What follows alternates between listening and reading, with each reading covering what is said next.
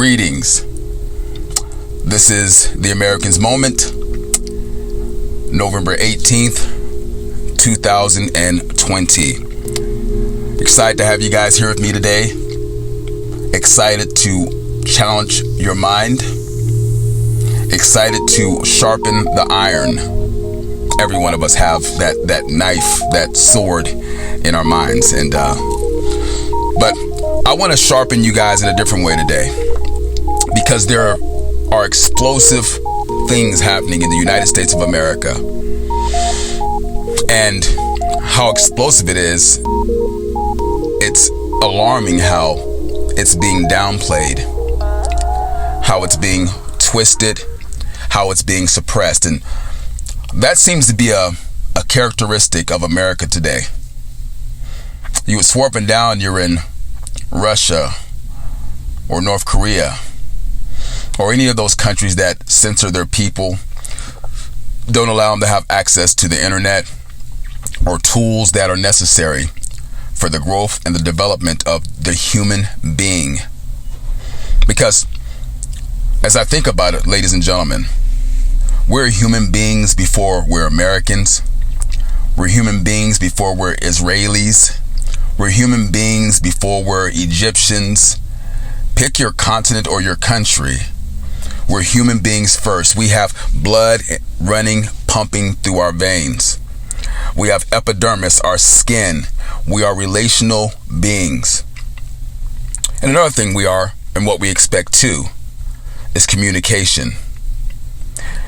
As human beings, we expect transparency, especially in this country, the United States of America. But what I want to talk about is, and share today, is the vaccines that we have coming out. So fantastic. This is a time for joy for everyone in the country, and hopefully dovetailing off into other parts of the globe.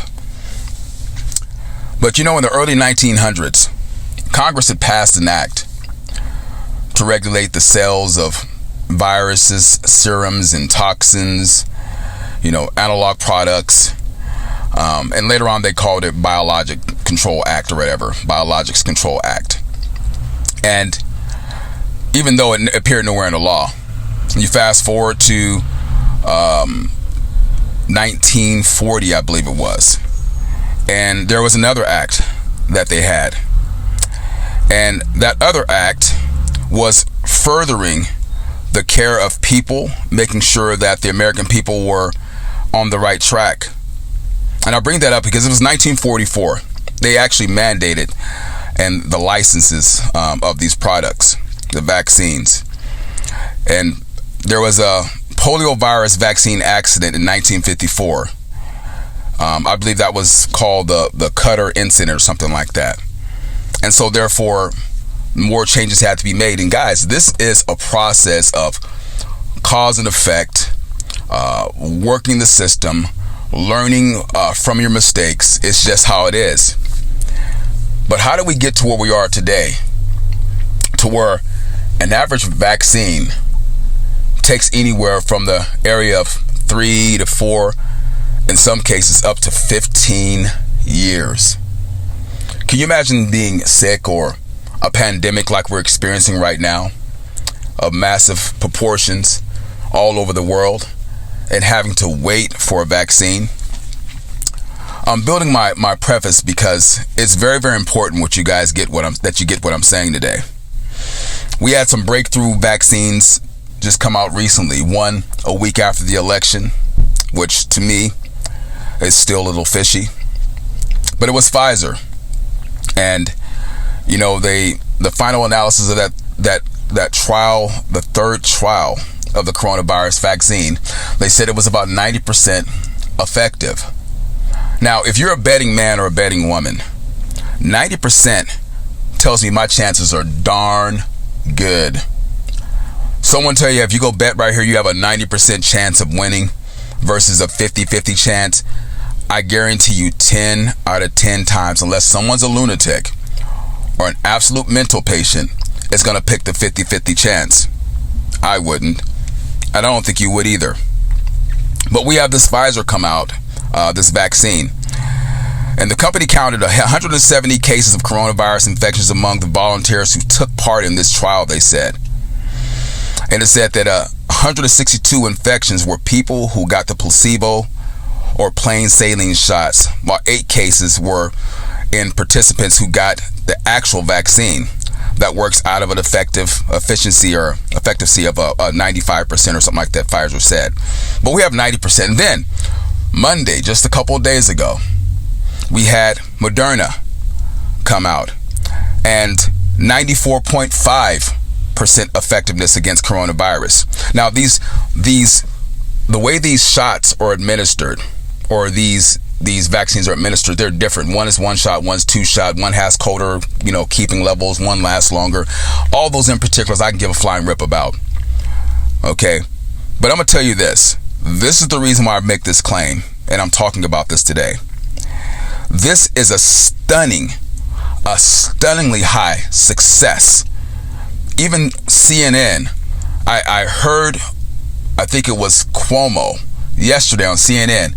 I fell out my chair, spilled my soup. It was amazing because they actually gave props to the president.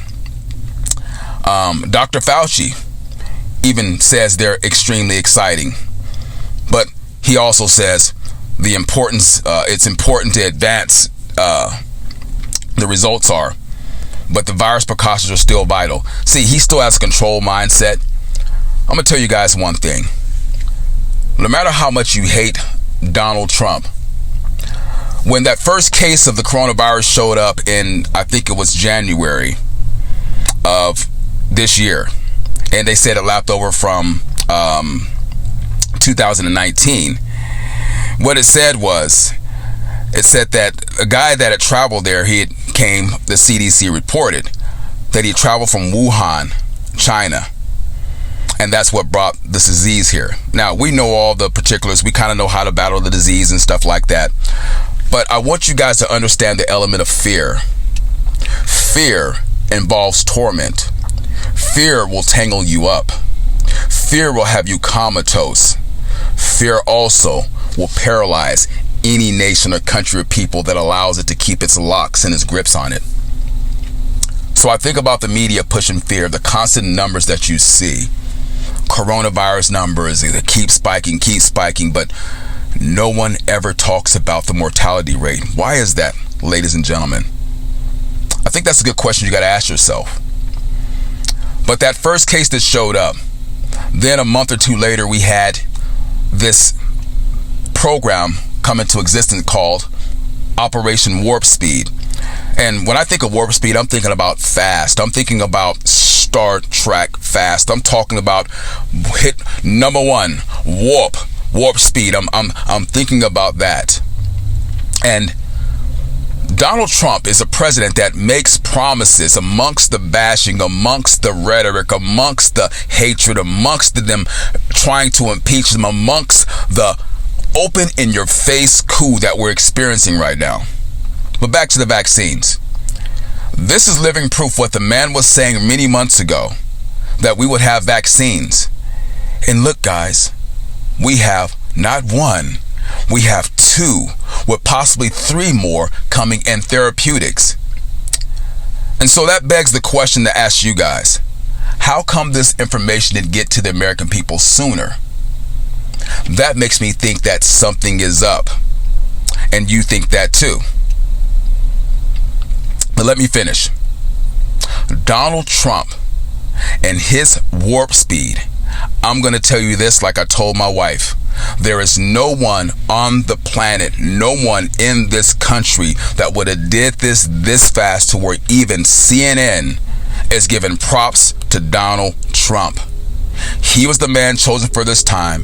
He was ordained for this mission, and him being the businessman, seeing the red tape with building permits and having zoning permits and all the crap and clutter you have to get through. He used that same mindset to get us the vaccines that we need.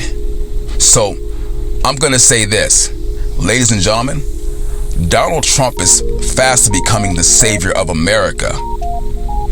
But as I dovetail off and go deeper into that, If you look at other people needing the vaccines that we spent our hard tax dollars to get, Donald Trump is possibly going to become the savior of the world. And to a liberal, that is a very, very scary thought. And those are my thoughts. Until next time.